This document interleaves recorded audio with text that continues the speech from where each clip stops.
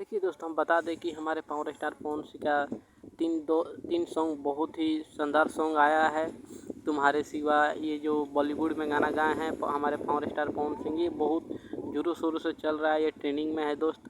और हमारे गाना आ रहा है पवन सिंह का आरा के हवेली।